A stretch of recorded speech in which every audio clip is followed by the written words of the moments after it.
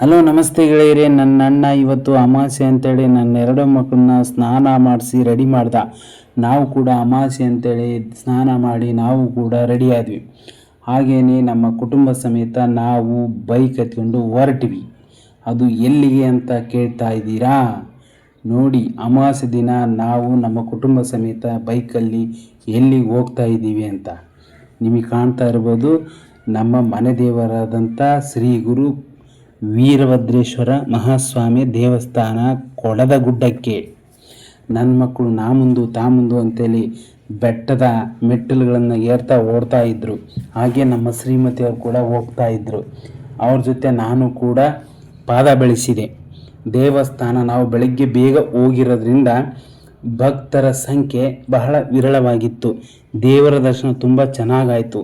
ಶ್ರೀ ವೀರಭದ್ರೇಶ್ವರ ಮಹಾಸ್ವಾಮಿಯ ಮಂಗಳಾರತಿ ತೆಗೆದುಕೊಂಡು ಹಾಗೆಯೇ ನಾವು ಹೊರಗಡೆ ಬಂದ್ವಿ.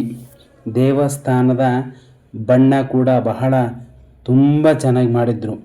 ಆ ಗೋಪುರ, ಆ ದೇವಸ್ಥಾನದ ಕಳಸ ಎಲ್ಲ ದರ್ಶನವನ್ನು ಮಾಡಿಕೊಂಡು, ದೇವರೇ ನಮ್ಮ ಕಷ್ಟಗಳನ್ನೆಲ್ಲ ದೂರ ಮಾಡಪ್ಪ ಅನ್ನೋ ಕೇಳ್ಕೊಂಡು ಹಾಗೆಯೇ ಹೊಟ್ಟೆ ಸುರ್ರು ಅಂತು.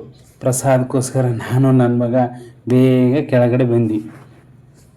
ಆಮೇಲೆ ಬಿಸಿ ಬಿಸಿ ಪಾಯಸ, ಆ ಕಡಲೆಕಾಳು ಪಲ್ಯ ಊಟ ಮಾಡಿದವ್ರಿಗೊಂದೇ ಗೊತ್ತು ಆ ಒಂದು ಪ್ರಸಾದದ ಸವಿರುಚಿ.